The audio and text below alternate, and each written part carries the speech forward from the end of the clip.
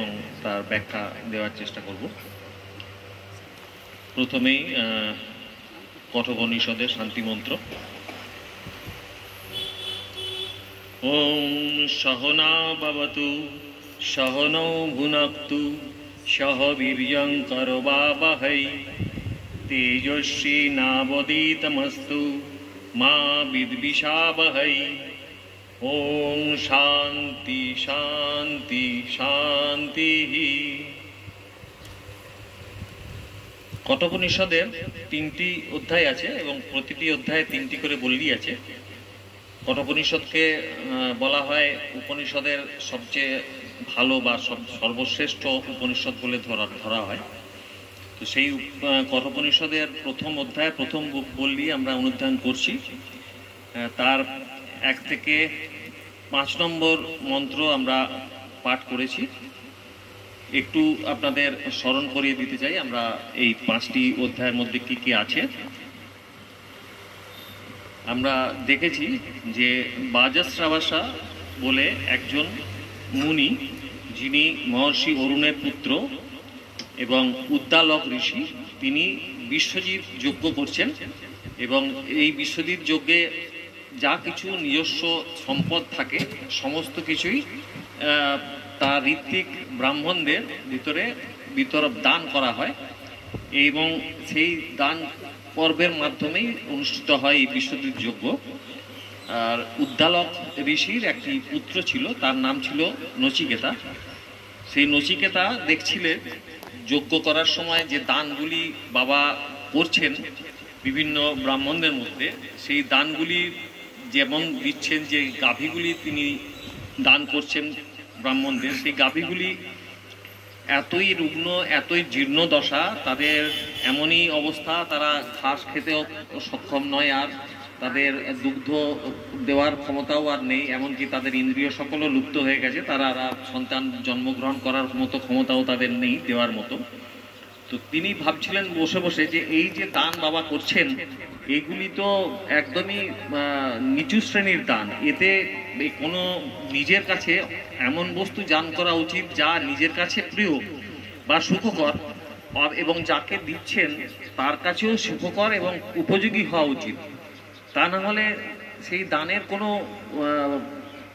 উপযোগিতাই থাকে না, সেটি তিনি ভাবছিলেন। এবং তারপরে তিনি ভাবছিলেন যে দান সেরকম, যে আমাকে বাবা তো সমস্ত কিছু দান করবেন, সমস্ত সম্পদই তাকে দান করতে হয়, তো সেই দান তখন আমিও তো বাবা একটি সম্পদ, তা আমাকে কাকে দান করবেন বাবা? তখন তার এই মনে যে প্রশ্ন উদয় হলো, সেই প্রশ্ন থেকেই তিনি বাবাকে প্রশ্ন করলেন যে বাবা, তুমি সব কিছুই তো দান করবে, আমিও তো তোমার একটু সম্পদ, তো তুমি আমাকে কাকে দান করবে? বাবা এই প্রশ্নের প্রথমবার উত্তর দিলেন না। তখন নচিকেতা দ্বিতীয়বার একই প্রশ্ন করলেন, তখনও বাবা কোনো উত্তর দিলেন না। তারপরে বাবা উদ্দালক ঋষি একটু বিরক্ত হয়ে রেগে গিয়ে বললেন, তোকে যমরাজকে দান করব। তখন নচিকেতার মনে প্রশ্ন এলো, তাই বাবা এই কথা কেন বললেন? আমি তো কোনোদিন কোনো খারাপ কাজ করেছি বলে মনে হয় না, বাবার আদেশ পালন করিনি এমন কোনো দিন তো হয়নি। প্রথম শ্রেণীর শিষ্যদের মধ্যে আমি প্রথম, মধ্যম শ্রেণীর শিষ্যদের মধ্যেও আমি মধ্যম হতে পারি, কিন্তু অধম শ্রেণীর শিষ্য তো আমি কোনোদিনও নই। তাহলে বাবা কেন এই ধরনের প্রশ্ন করলেন? এবং যমরাজেরই বা আমাকে নিয়ে কি কোনো কর্ম সম্পাদন করার ইচ্ছে আছে, যে যমরাজ আমাকে নিয়ে কোনো কাজ করবেন বলে বাবা ভেবে রেখেছেন বলে যমরাজকে দান করছেন আমাকে? এই প্রশ্নগুলি তার মনের মধ্যে উদয় হয়েছিল। এই অবধি হয়েছিল তারা 5 নম্বর মন্ত্র অবধি। এখানে তারপরে এই মন্ত্র হওয়ার পরে নচিকেতার মনে হলো যে পিতা বোধহয় ক্রোধের বশে এই কথা বলে ফেলেছেন, কিন্তু যাই হোক না কেন পিতার কথার অমর্যাদা যাতে না হয় তা দেখতে হবে, তার কথা পালন করা অবশ্য কর্তব্য। আবার অন্যদিকে মনে হচ্ছে পিতা এখন খুবই মনস্তাপে ভুগছেন, অতএব তাকে সান্ত্বনা দেওয়াও কর্তব্য। এইসব নানা কথা ভাবতে ভাবতে নচিকেতা একান্তে পিতার কাছে গিয়ে তার মনোকষ্ট নিবারণের জন্য নিম্নরূপ আশ্বাসের কথা বললেন। কি বললেন? 6 নম্বর মন্ত্র। অনুপশ্য যথা পূর্বে প্রতিপশ্য তথা পরে सस्यम इव मर्त पच्यते सस्यम इव अजायते पुनः अनुपश्य यथा पूर्व प्रतिपश्य तथा परे सस्यम इव मर्त पच्यते सस्यम इव अजायते पुनः। पूर्वे माने पिता के बोलছেন हे पिता पूर्वे আপনার পিতামহ বা আদি পুরুষগণ যথা পূর্বে যথা যেরূপ আচরণ করেছিলেন আপনার পিতামহ বা তার পিতামহ বা ইত্যাদি যে আদি পুরুষরা যে রকম ধরনের আচরণ করেছিলেন অনুপস্য তথা পরে অনুপস্য মানে তার উপর আপনি বিচার করুন। যে আচরণ করেছিলেন সেটি আপনি জানেন, আপনার অজানা নয়। আপনি সেই তাদের আচরণের কথা আপনি স্মরণ করুন এবং তার উপরে বিচার করুন। এবং তারপরে বলছেন তথা পরে আর কি অপরে, তথা অপরে মানে বর্তমানেও অন্য যে সমস্ত শ্রেষ্ঠ ব্যক্তি যারা আছেন তাদের আচরণও আপনি তথা প্রতিপশ্য সেগুলির উপরও নজর দিন।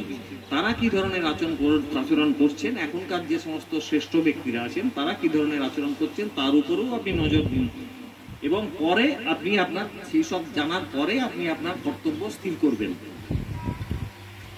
সস্যম ইব মার্তা পাচ্যতে সস্যম ইব আজায়াতে পুনঃ।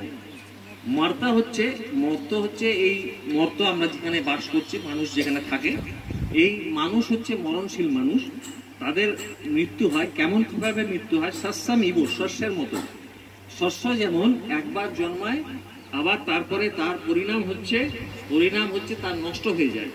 পচ্যতে, পচ্যতে মানে পরিণাম লাভ করে বা তা পচে যায়, নষ্ট হয়ে যায়, শস্য তো থাকে না। এইরকম ধরনেরই মানুষও মরণশীল, মানুষও কি হচ্ছে সস্যমিব আজায়াতে পুনঃ। সস্যমিব মানে শস্যের মতো, মানুষও তাই, এই মানুষও শস্যের মতো আজায়াতে জন্মগ্রহণ করে উৎপন্ন হয় পুনঃ আবার। মানে মানুষও মরণশীল যেহেতু নয়, যেহেতু মরণশীল সেই জন্যই তা আবার নতুন করে উৎপন্ন হয় শস্যের মতো, সেই কথাই এখানে বলছেন, নতুন করে জন্মগ্রহণ করেন। এর ব্যাখ্যা হচ্ছে শুনুন পিতা, আপনি পিতামহ আদি পূর্বপুরুষদের আচরণ দেখুন আর বর্তমান কালের অন্যান্য শ্রেষ্ঠ ব্যক্তিদের আচরণও দেখুন। তাদের জীবনে আগেও কখনো কোনোদিন সত্য অসত্য স্থান পেত না, এখনো পায় না। অসাধুদের মধ্যেই অসত্যের আচরণ দেখা যায়, কিন্তু সেই অসত্য দ্বারা কেউ আজ পর্যন্ত অজর অমর হতে পারেননি। যেই যতই অসত্য বলুন না কেন, কেউ মানে মরণ তা গ্রাস করতে পারেনি এমন কোনো মানুষ নেই, সে যতই অসত্য বলুন না কেন। মানুষ মরণশীল, তারা শস্যাদি উদ্ভিদের মতো জন্মগ্রহণ করে, আবার শস্যাদির মতোই একদিন জরাজীর্ণ হয়ে ধ্বংসপ্রাপ্ত হয়। আর কর্মবশে এ সকল অবশ্যম্ভাবী। এটা একটা সাইকেল যেমন চলছে, আমরা কর্মবশে কর্ম করছি এবং আবার জন্মাচ্ছি, আবার মৃত্যু হচ্ছে, এই একটা সাইকেল চলছে। অতএব এই অনিত্য জীবনের জন্য কোনোদিনও কর্তব্য ত্যাগ করে মিথ্যা আশ্রয় নেওয়া উচিত নয়। আপনি এ বিষয়ে কোনো দুঃখ করবেন না, আর আপনার সত্য রক্ষার জন্য আমাকে যমের নিকট যাবার অনুমতি দিন। আপনি সত্য রক্ষা করুন। পুত্র নচিকেতা পিতাকে বলছেন আপনি সত্য রক্ষা করুন এবং আমাকে যমরাজের কাছে যাওয়ার অনুমতি দিন। পুত্রের কথা শুনে উদ্দালকের ভীষণ দুঃখ হলো, কিন্তু নচিকেতার সত্য পরায়ণতা দেখে তিনি নচিকেতাকে যমরাজের কাছে যাওয়ার অনুমতি দিলেন।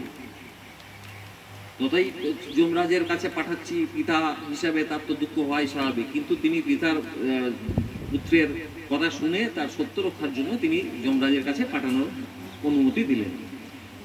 এরপরে নচিকেতা যাচ্ছেন জমালয়ে। নচিকেতা জমালয়ে যখন গেলেন তখন জানতে পারলেন যে যমরাজ গৃহে নেই, কার্যান্তরে কোথাও গিয়েছেন, হয়তো মরতে এসেছেন, কোনো প্রাণীর জীবন শেষ হয়ে গেছে তাকে নিয়ে যাওয়ার জন্য। 3 দিনের জন্য তিনি ছিলেন না। অতএব নচিকেতা যমরাজের ফিরে না আসা পর্যন্ত 3 দিন 3 রাত্রি অন্ন জল গ্রহণ না করে তার প্রতীক্ষায় রইলেন।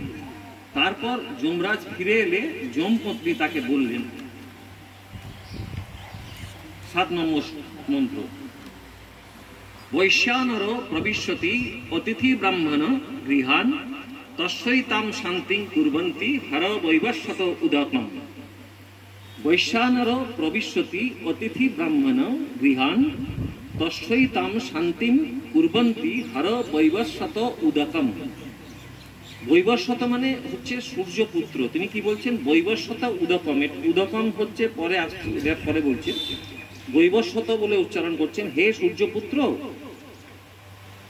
যমকে বলছেন ওনার স্ত্রী, হে সূর্যপুত্র, বৈশ্যানর ব্রাহ্মণ অতিথি, ব্রাহ্মণ অতিথি রূপে স্বয়ং অগ্নিদেব সাধুদের গৃহে গৃহস্থের বাড়িতে প্রবেশ করেন। প্রবিশতি গৃহান, প্রবিশতি অতিথি ব্রাহ্মণ গৃহান, প্রতিটি ব্রাহ্মণ অতিথি রূপে সাধারণ গৃহস্থের বাড়িতে স্বয়ং অগ্নিদেব প্রবেশ করেন। তস্য সাধু পুরুষ, সেই সাধু, তস্য সেই সাধু পুরুষ, তার এতাম রূপ, এতাম মানে এই রূপ, কি রূপ? তাকে আপ্যায়ন করেন কিভাবে? যে পাদ্য অর্ঘ্য আসন ইত্যাদি দিয়ে তাকে আপ্যায়ন করেন এবং শান্তি দান করেন, করে থাকেন। কুর্বন্তী শান্তিদান করে থাকেন এবং বলছেন কি হারা তস্যৈ শান্তিম কুর্বন্তী হারা বৈশ্বস্বতা উদকম। এই উদকম হর, উদকম হর কথাটার মানে হচ্ছে আপনি তার পা ধোয়ার জন্য জল নিয়ে যান, উদকম। এবং এই যে এইভাবে তাকে আপ্যায়ন করুন এবং তার সেবা করুন এবং তাকে ও তার অতিথি যিনি হিসাবে এসেছেন তার অতিথি সৎকার করুন। স্বয়ং অগ্নিদেবী জ্বলন্ত তেজে ব্রাহ্মণ অতিথির বেশ ধরে গৃহস্থের ঘরে এসে হাজির হন। এটা সাধারণ মানুষের একটা প্রথা যে স্বয়ং অগ্নিদেবী অতিথি হিসাবে মানুষের ঘরে আসেন, সাধু গৃহস্থের বাড়িতে আসেন। সাধু গৃহস্থ নিজের এবং গৃহের মঙ্গলের জন্য সেই অতিথিরূপী অগ্নিকে শান্ত করতে পাদ্য অর্ঘাদি নিয়ে তা সৎকার করেন। আমরা আমাদের দেখেছি, আমরা এখনো ব্রাহ্মণের যারা বাড়িতে ব্রাহ্মণ আসেন এখনো আমরা পা ধোয়ার জন্য জল দিয়ে দেওয়া হয় এবং তাই সেই পা ধুয়ে দিয়ে গামছা দিয়ে মোছা হয়। এরকম একটা প্রথা এখনো চালু আছে, আমাদের বাড়িতেও এই ব্রাহ্মণের আছে, এই প্রথাটা চালু আছে। তো সেইটা চিরকালেই আছে আর কি।